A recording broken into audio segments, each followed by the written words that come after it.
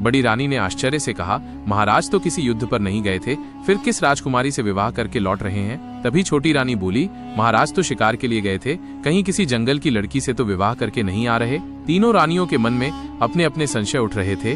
वे सोच रही थीं कि ना जाने वह नई रानी कैसी होगी, कैसी उसकी चाल ढाल और व्यवहार होगा। तभी बीच वाली रानी बोली, क्या पता वो बहुत सुंदर हो, तभी तो महाराज ने उसे विवाह के योग्य समझा होगा। छोटी रानी ने तुरंत कहा, अगर वो सुंदर और गुणों से भरपूर निकली तो महाराज तो बस उसी के हो जाएंगे, फिर इस महल में हमारा मान सम्मान घट जाएगा।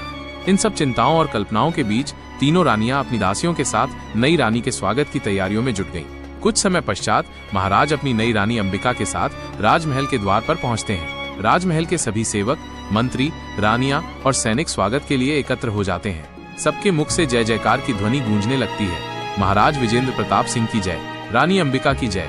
जैसे ही रानी अंबिका रथ से उतरती हैं, वहां उपस्थित सभी लोग उन्हें देखकर चकित रह जाते हैं। कुछ के चेहरों पर विस्मय था तो कुछ के मन में सवाल। सबके बीच कानाफूसी शुरू हो जाती है। बड़ी रानी धीरे से छोटी रानी से कहती है, महाराज ऐसी साधारण सी स्त्री को विवाह करके क्यों लाए हैं? क्या उनकी बुद्धि भ्रमित हो गई थी? छोटी रानी भी तंज कसती हुई कहती है, सच कहूं तो ये तो किसी सामान्य परिवार की स्त्री जैसी लग रही है। इसमें ऐसा क्या था जो महाराज ने इसे रानी बना दिया?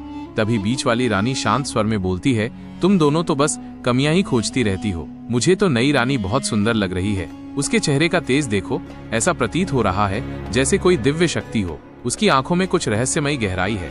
इसी बीच कुछ दासियां भी अपने अपने मन में राय बना रही थीं। किसी को रानी अंबिका बहुत साधारण लगी तो किसी को अत्यंत सुंदर और तेजस्विनी।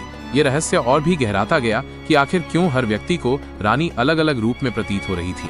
छोटी रानी धीरे से कहती है, हमारे लिए तो अच्छा ही है कि ये रानी इतनी साधारण है। महाराज का ध्यान हम पर ही रहेगा। बड़ी रानी सहमति में सिर हिलाती हैं। हो सकता है महाराज ने किसी उपकार के कारण ही इसे विवाह किया हो। इन सब विचारों और संशयों के बीच तीनों रानियां मुस्कान के साथ नई रानी अंबिका का स्वागत करती हैं। इसके बाद महाराज तीनों रानियों से कहते हैं, ये है रानी अंबिका। इन्होंने आज जंगल में एक शेर से मेरी जान बचाई है। ये न केवल सुंदर हैं, बल्कि अत्यंत वीर और निडर भी हैं। बीच वाली रानी तुरंत चिंतित होकर पूछती हैं, क्या शेर, आप दोनों ठीक तो हैं महाराज? महाराज मुस्कुराकर कहते हैं, हाँ, हम दोनों पूरी तरह कुशल हैं। इसके बाद सभी लोग महल के अंदर चले जाते हैं। रानी अंबिका बारी बारी से तीनों रानियों के चरण छूने झुकती हैं। जब अंबिका बड़ी रानी के चरणों को छूती हैं, तो बड़ी रानी को एक अजीब सा झटका लगता है, मानो किसी अदृश्य शक्ति ने उन्हें छू लिया हो। वो अचानक से खड़ी हो जाती है। वे कुछ पल रानी अंबिका को हैरानी से चुपचाप देखती रहती है। रानी अंबिका के चेहरे पर एक शांत सौम्य मुस्कान बनी रहती है। फिर जब वो बीच वाली रानी के चरणों में झुकती है तो वो उन्हें स्नेह से अपने गले से लगा लेती है। अंत में जब रानी अंबिका छोटी रानी के चरण छूती हैं, तो छोटी रानी को भी वैसा ही झटका लगता है जैसा बड़ी रानी